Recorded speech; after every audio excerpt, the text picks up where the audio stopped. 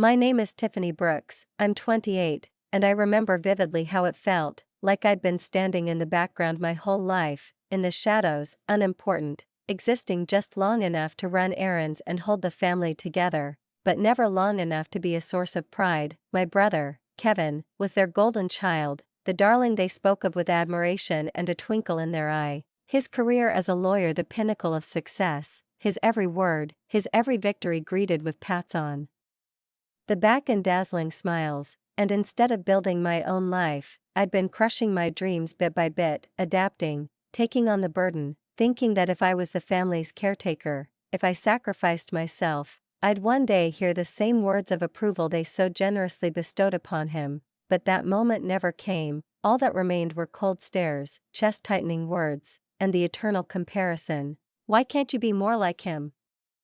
These phrases felt like blows, and I swallowed them silently, trying to convince myself that patience would eventually pay off.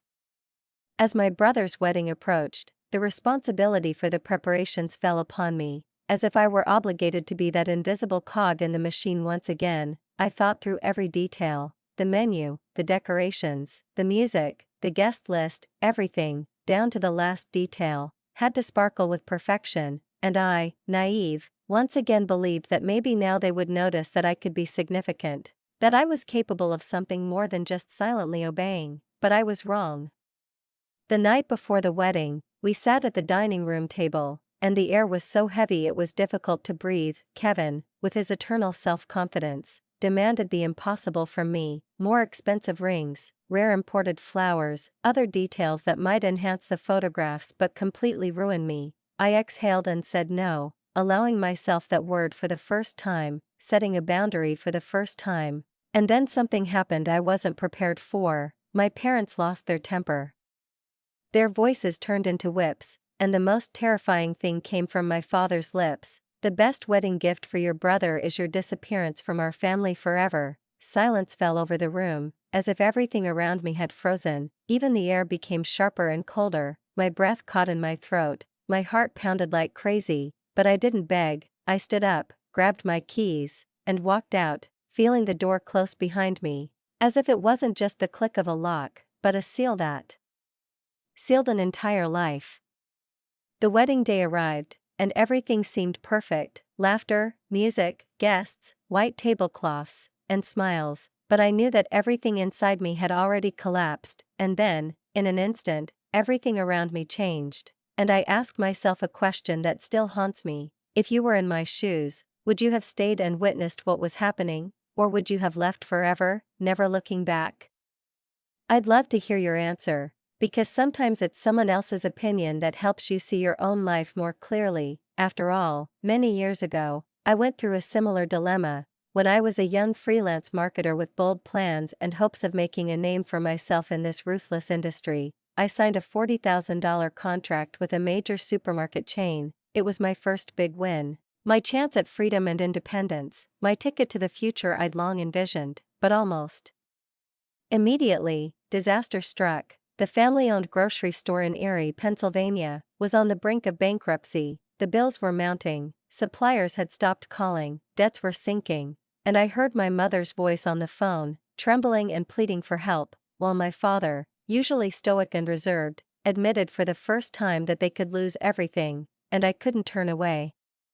I canceled the contract, dialed the supermarket representative, and, swallowing back tears, told them I couldn't continue. Instead, I threw everything I had into saving our store. I spent nights at my desk, crafting a marketing strategy from scratch, putting up posters, stuffing flyers into mailboxes, and launching the first social media posts. Still clumsy, but offering at least a sliver of hope. I called suppliers, negotiated deals, retained customers with charm and persistence, cut expenses, and devised promotions to revive the store. And after a few months, it paid off. Customer traffic doubled, revenue soared, and the worst debts were paid off. I worked myself to the point of exhaustion, believing that this would be the key to recognition for me, that they would finally look at me and say, "We are proud of you," but it didn't happen.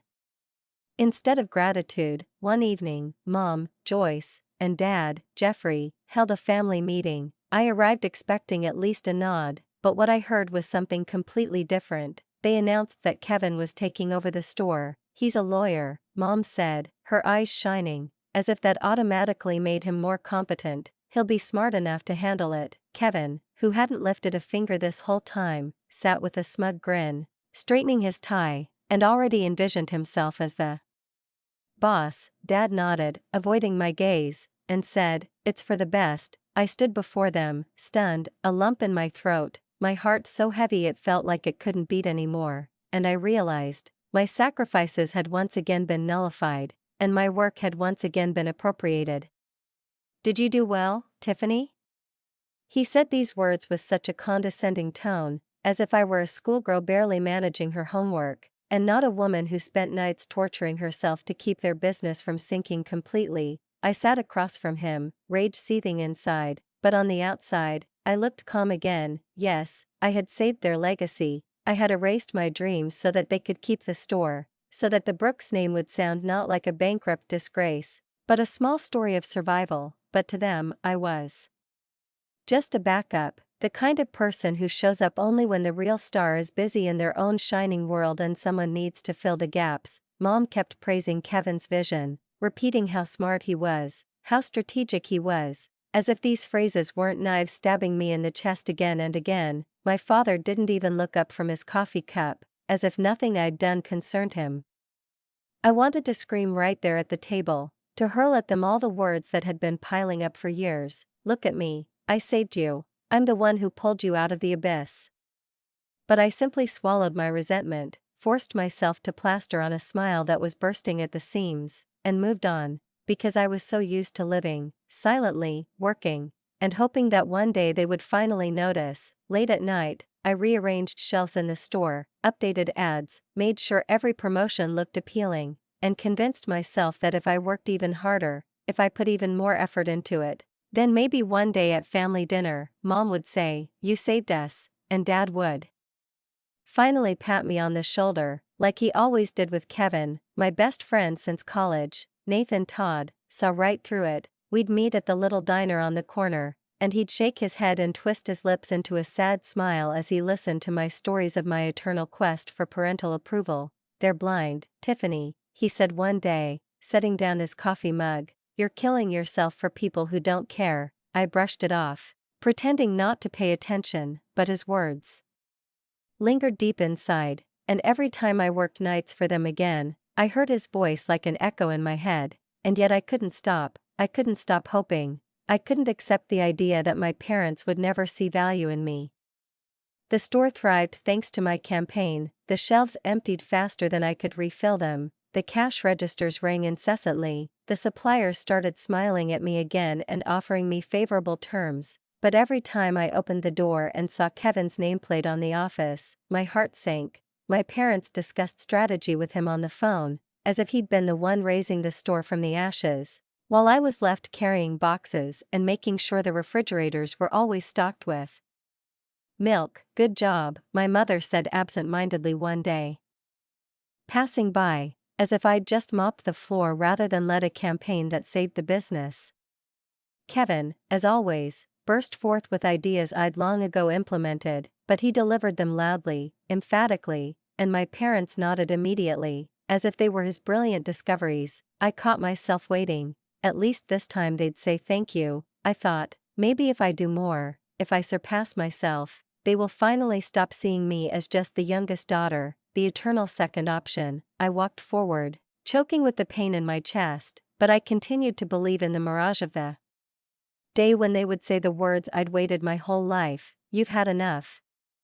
A few months passed, and I found myself caught up in their scenario again. Kevin was getting married to Lindsay Newman, and my parents, without even asking if I had the energy or money, simply dumped the entire wedding planning on me. I was working part-time as a marketer, barely making ends meet, but I had the nerve to spend $10,000 of my own savings to pay deposits for the venue, vendors, and endless details. I wanted everything to be perfect, but not for Kevin's sake, for the sake of proving to myself and them that I could organize an event that would finally make them appreciate me. Weeks were wasted on calls. I spoke with florists, photographers, negotiated with caterers, double-checked every contract to make sure there were no mistakes. I chose a menu that included roasts, chicken, garlic mashed potatoes, and light summer salads, all delicious, satisfying, and within my limited budget. I met with vendors in Erie, haggled, negotiated discounts, and felt everything starting to come together. But Kevin showed his true colors again. He wasn't content with a wedding, he wanted a show. "Invite a string quartet from Pittsburgh," he said over breakfast, his eyes glued to his phone, and Lindsay had spotted rare orchids in a magazine, and now they, too, had to be on the tables. I explained that the budget was stretched thin, that my savings were nearly depleted, but he rolled his eyes and snapped, "You always cut corners, Tiffany, go for it." Mom, sipping her coffee, backed him up. "He's right, it's his day, don't ruin it." My father sat with his newspaper, nodding without looking up. Those words cut me to the heart again, but I forced myself to stand and continue, because somewhere deep down, I still clung to that childhood hope. Maybe if I did everything perfectly, they would finally look at me the way they always looked at him.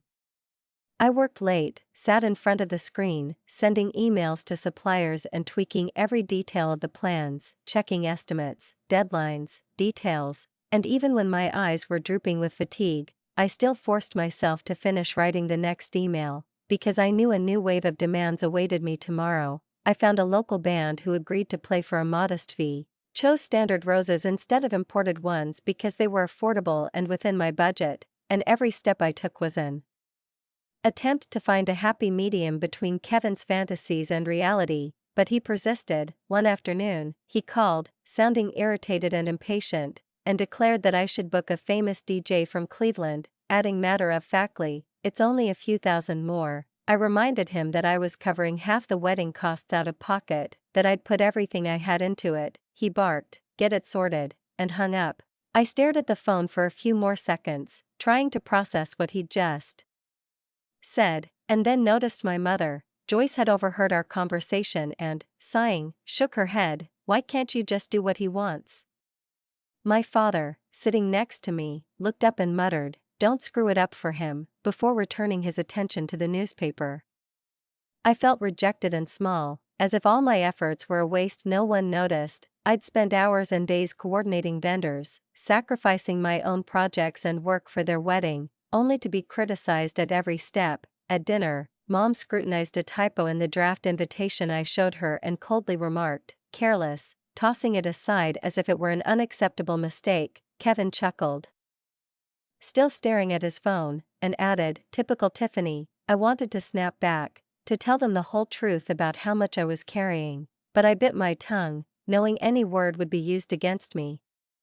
I adjusted the seating chart over and over again, confirmed food delivery, clarified the number of chairs and tablecloths, hoping they would finally see that all this was costing me energy I barely had left. Only Nathan noticed what was happening to me. We met one evening at a coffee shop in Erie, and I slumped in a chair, cupping my hands around my mug, and unleashed a torrent of complaints about Kevin's endless demands. "He wants a customized sculpture now," I said, my voice shaking with exhaustion.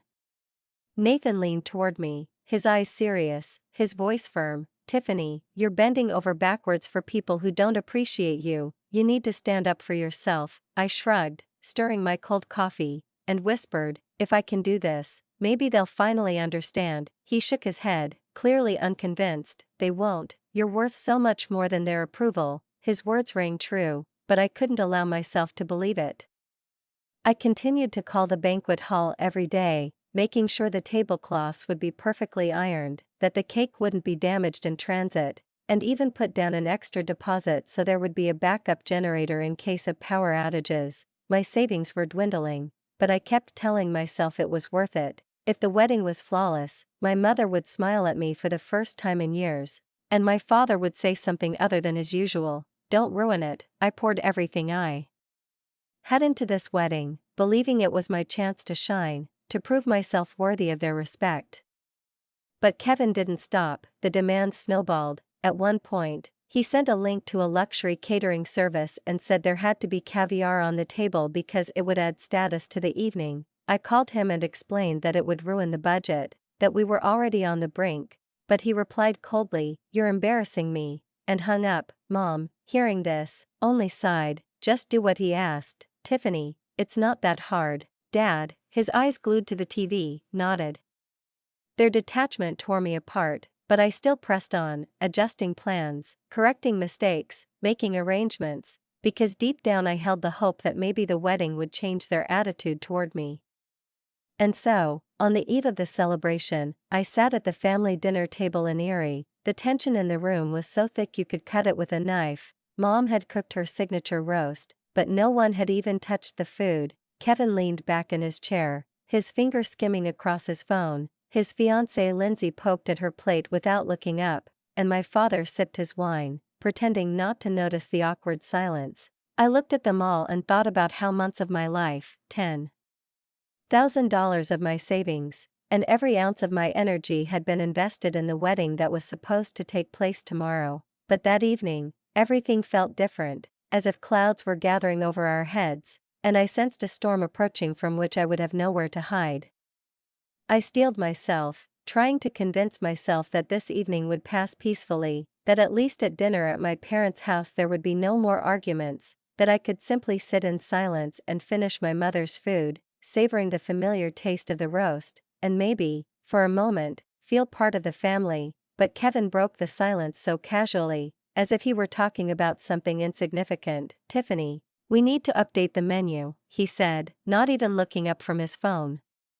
His voice indifferent and demanding at the same time. "Add lobster tails and that vintage Napa champagne, oh, and hire that photographer from Pittsburgh who shot the governor's gala." I stared at him, my fork hovering over my plate, as if time had stood still.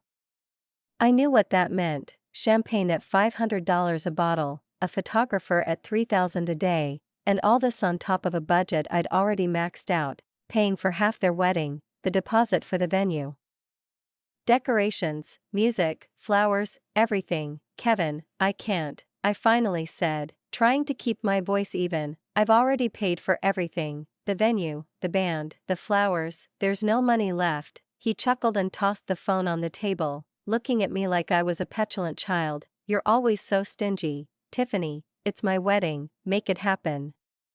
Joyce abruptly set down her glass, her eyes narrowing. "He's right, this is a once-in-a-lifetime day. Why are you so selfish?" Jeffrey looked up, his voice hoarse and tired. "Don't ruin it for your brother." The words cut me more sharply than I could have imagined. I'd given everything, my time, my money, my energy, my nights, and yet they still saw me as a problem, a drag. Stingy Tiffany, as if my efforts were a waste of time. I tried to explain. "I spent $10,000, that's my own savings, the budget is exhausted, a lobster and a celebrity photographer, it's impossible." Kevin rolled his eyes and, leaning toward Lindsay, said so I could hear, "See, I told you she'd save on us." Lindsay remained silent, avoiding my gaze, as if she wanted to disappear. Joyce crossed her arms, her voice sharp, almost icy. "You've always been like this, Tiffany, never intervening when it mattered." Jeffrey nodded, adding, "Kevin deserves more than your half-hearted efforts."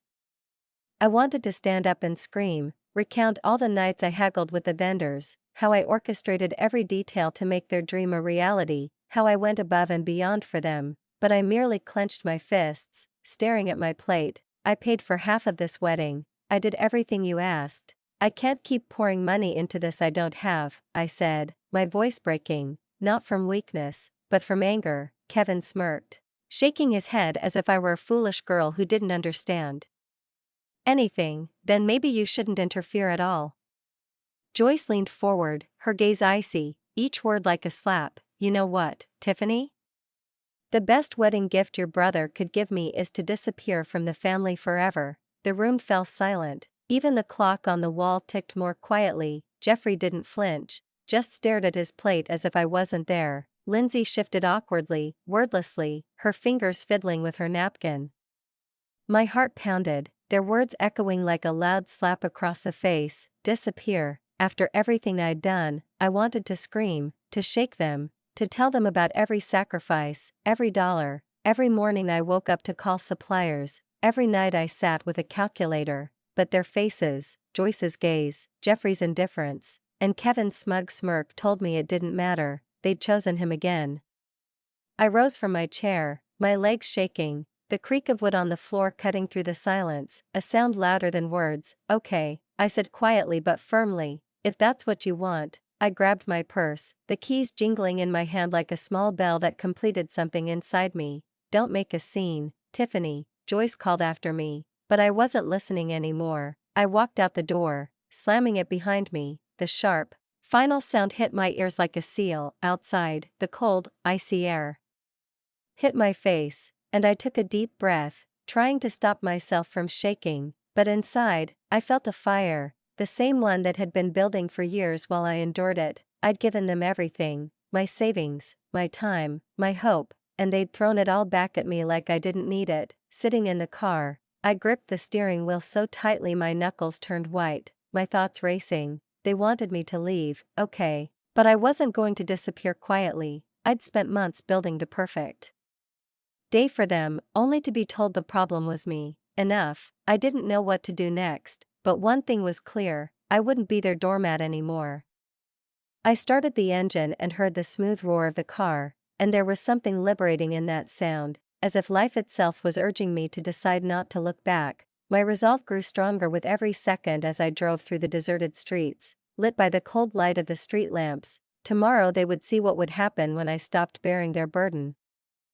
I knew this moment was inevitable, and for the first time in a long time, I felt no fear, only a bitter resolve. The next morning, I woke early, but I didn't really sleep. I just lay there, replaying their words over and over again, as if they were a record with a stuck needle. Their voices still burned in my ears. "You're selfish, you're a disgrace, the best gift is your disappearance." I sat on the edge of the bed, my bare feet pressing against the cold floor, staring at my phone, where the bank app was open, my savings account, $10,000. Everything I'd saved for years, locked away in deposits for Kevin's wedding, the catering, the florists, the band, even the backup generator. Everything was paid for out of my pocket, to make their day look perfect. But after last night's dinner, after their final verdict, everything changed.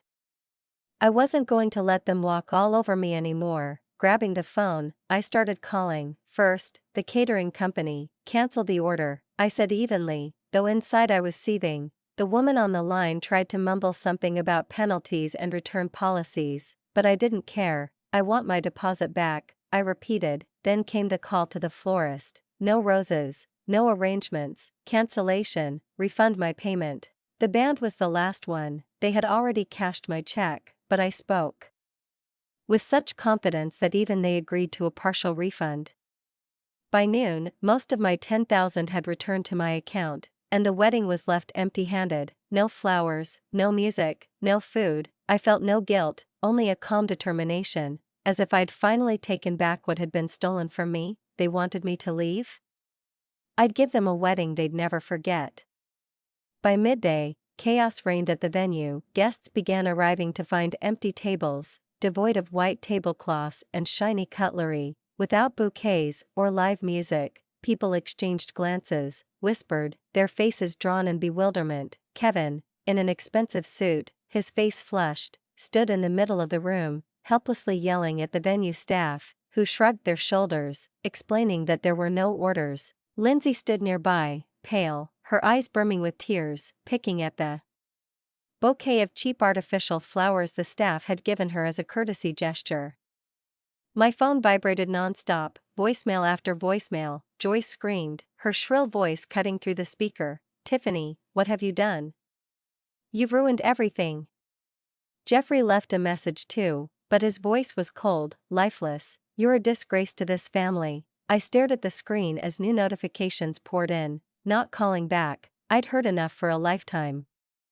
That same evening, Kevin, not content with personal accusations, went online, on a local forum, the same one where neighbors discussed recipes and sales. He created a post, "My sister ruined my wedding." His words dripped with venom. "She's jealous, spiteful, and ruined the best day of my life." And the comments poured in. People I'd known for years, neighbors I shared the street with, called me selfish, unstable, ungrateful. Joyce intervened and replied to the thread, "She's always been trouble." Jeffrey didn't reply, but I knew his silence meant agreement.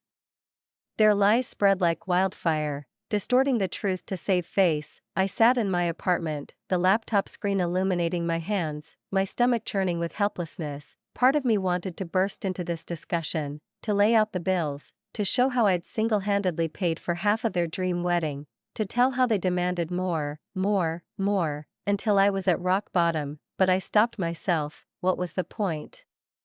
They'd never admit they were wrong. Instead, I opened a new tab and typed in apartments in Asheville, North Carolina. I'd been there before, just passing through, the quiet mountains, the foggy mornings, the smell of pine trees, and the feeling that I could start over. I didn't need anything more, not their acceptance, not their home, just a new beginning. I called the realtor and heard my voice calm, even light, something small. I just need to start from scratch.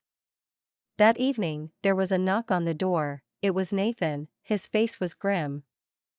His eyes full of worry. "They're trashing you online," he said, showing me Kevin's post on his phone, which had already garnered dozens of comments. "Are you okay?" I nodded, though my hands were shaking so badly the coffee cup clinked in my palms. "I'm done with them," I said. He didn't argue or persuade, he just sat next to me on the couch, silently, but in such a way that his presence warmed me more than any words. I packed boxes, stacked books, closed my laptop, and he was simply there. Before leaving, he said, "You're stronger than they think," and those words stayed with me. A small anchor in the storm in which my old life was crumbling. By midnight, I'd booked a one-way ticket to Asheville, and my fingers trembled as I pressed confirm, as if I were signing a contract with myself, promising never to return to a place where I'd been treated like a liability, like a burden. The flight was scheduled for the following week, and that time felt like an eternity, because every new day felt like walking on hot coals. Ruining the wedding was their choice, their conscience, their greed and arrogance, and the more I replayed it all, the more clearly I realized they'd hurt me too much, and there would be no turning back.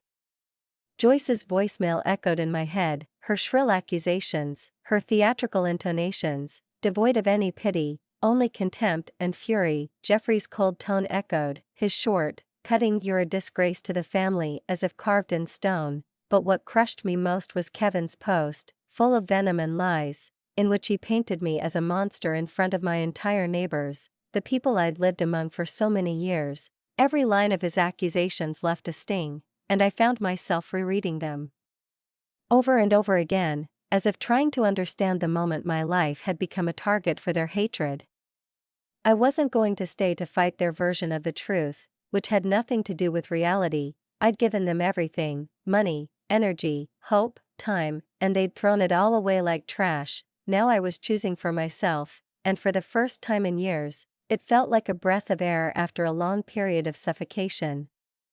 A few weeks after the chaos, I stood in my tiny office, which had always seemed like a safe haven to me but now looked eerie and empty, packing the last of my things into boxes. Over the years, I built a small freelance marketing business, a side hustle that brought in just enough to keep me afloat, pay the rent, and indulge in the occasional little pleasure. It wasn't much: a rented room with peeling walls, a desk, a computer, and a few client files in plastic folders, but it was all mine, my own work, my pride.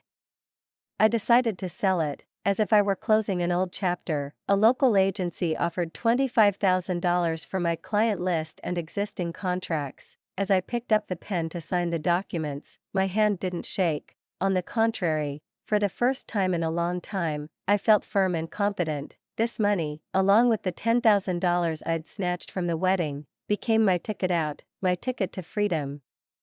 But there was another step, far more difficult and painful. For years, I'd been investing in the family grocery store, first by creating a marketing campaign that literally saved it from closure, and then by pumping $5,000 of my own savings into it to keep it afloat. I managed inventory, negotiated with suppliers, monitored the balance sheet, and patched holes they hadn't even noticed, and all the while, I thought I was doing a good deed for my family. But after they unleashed all their hatred on me, I knew it was over. I contacted the bank and withdrew every penny of my deposits. I didn't call Joyce or Jeffrey to warn them. They had made their choice the night they told me to disappear, and I followed their instructions to the letter. Now their store would have to exist without my support, and I knew how it would end. Without my money and my guidance, the cracks I'd spent years mending would become chasms. Towards the end of the month, I was sitting on a bus heading to Asheville, North Carolina. All my belongings fit in 2 suitcases, my clothes, my laptop, and a few books I couldn't leave behind. I looked out the window. And the mountains rose up beyond the glass, gray and majestic, their silent promise of a new beginning pulling me forward. I rented a small apartment downtown, nothing fancy, just a 1-bedroom with a view of the Blue Ridge Mountains. But as I sat on the bare floor that first evening, eating takeout from a cardboard box and gazing at the dark silhouettes of the mountains, I felt lighter than I had in years. All the horror was behind me. Joyce, Jeffrey, Kevin, and their anger, their voices, their accusations, now they were just echoes, gradually fading. The family store didn't last long after I left. Nathan sent me messages, short and sharp, each one a report of disaster. First, suppliers stopped delivering because payments were weeks late, then customers started leaving, disappointed by the empty shelves. Kevin, to whom they handed over the reins, made one clumsy decision after another, and every step he took led the store to ruin. Joyce tried to intervene, but she couldn't handle the logistics I'd spent years building. Jeffrey simply retreated, blaming everyone around him but himself. A few weeks later, they declared bankruptcy, and the shop's doors closed forever. In one of his messages, Nathan wrote, "They're falling apart without you." I read his words but didn't respond. Their failures were no longer my burden. In Asheville, I started over. I worked as a freelance marketer, taking small jobs from local shops, creating ads for coffee roasters and small boutiques, helping those who truly valued the work and paid for it with respect. The work brought stability and quiet satisfaction. My skills, honed over the years, were finally being put to use in a way that didn't make me feel exploited. At first, I kept to myself, cautiously approaching new people, as if still expecting a stab in the back, but gradually, the warmth of the city, its slow pace, the smiles of random passers-by, and the kind words of the shopkeepers began to draw me to a life I could call my own. One morning, I turned down a narrow street in the center of town, and my nose caught the aroma of fresh bread, so rich and sweet that my feet carried me to the low door with its bell. The small bakery turned out to be a warm refuge, and behind the counter stood a woman with a wide smile and a sparkle of laughter in her eyes. It was Shirley Bennett, in her 50s, her apron dusted with flour, and her laughter so infectious it filled the room and seemed to dispel even the most difficult thoughts. "You're new," she said, handing me a scone, warm and crumbly, across the counter. "The first treat is always free." We got to talking. I mentioned that I'd recently moved, but I didn't mention the exact events that led me here, and she, fortunately, didn't pry. Instead, Shirley shared her story, how, after a divorce, she was left alone with debt and fear, but found the strength to start over, opening a bakery that has now become a favorite spot for local residents. "Starting over is courage," she said, and her eyes held more understanding than I'd ever heard from my family in my entire life. She invited me to a meeting of local business owners and introduced me to people who immediately started asking for help with advertising. Thanks to her, I found 2 clients in just a week, and that was the beginning of my new journey.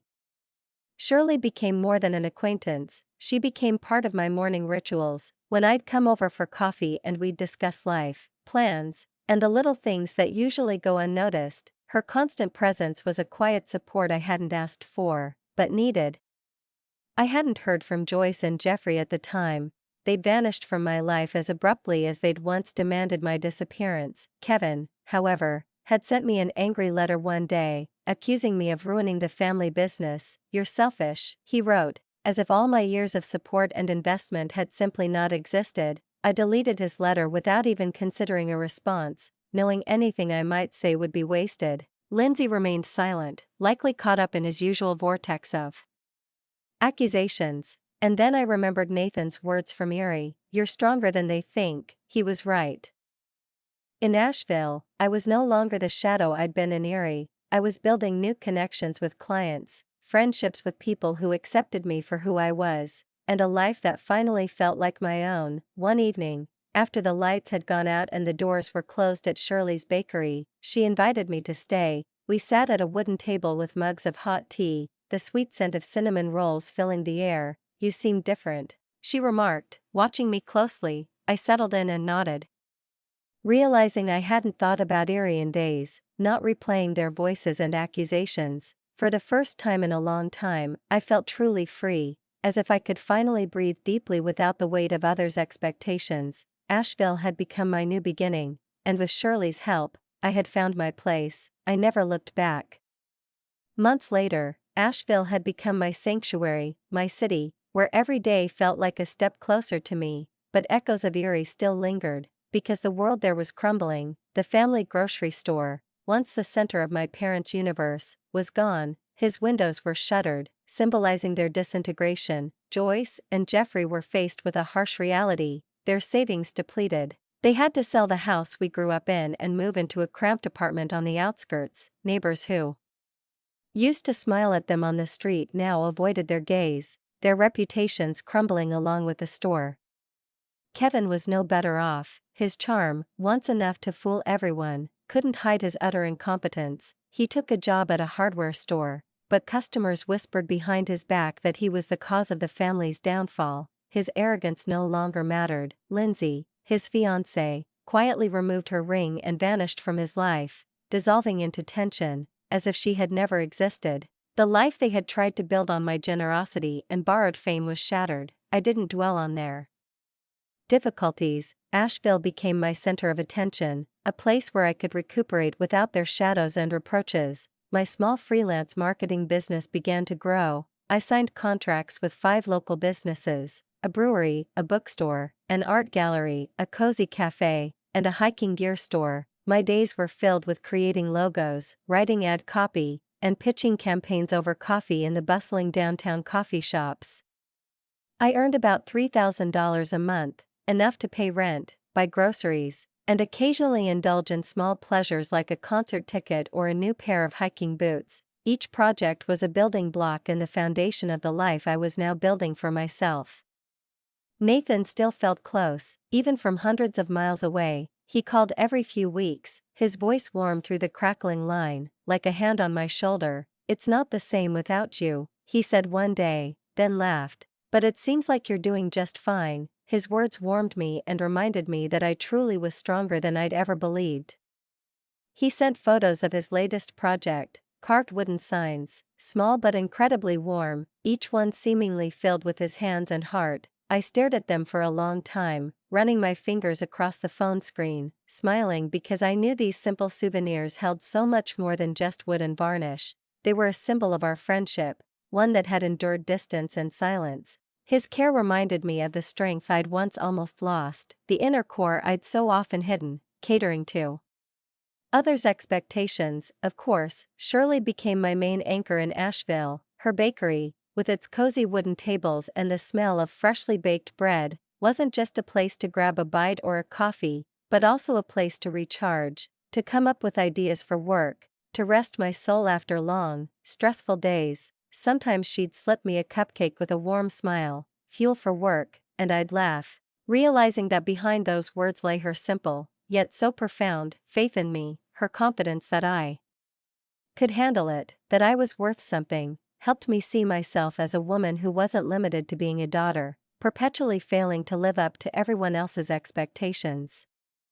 And just when I began to truly feel like I'd found my way, a letter arrived from Joyce. It was a clear morning, the sun streaming through the blinds, and I immediately recognized her handwriting, uneven, shaky, as if each letter were labored. In the letter, she wrote of being diagnosed with a serious illness, begging me to return to Erie, asking for help in healing her and Jeffrey from their losses. Every line was drenched in guilt, every phrase portraying me as the only key to their salvation. I read the letter twice, and each time, my chest tightened.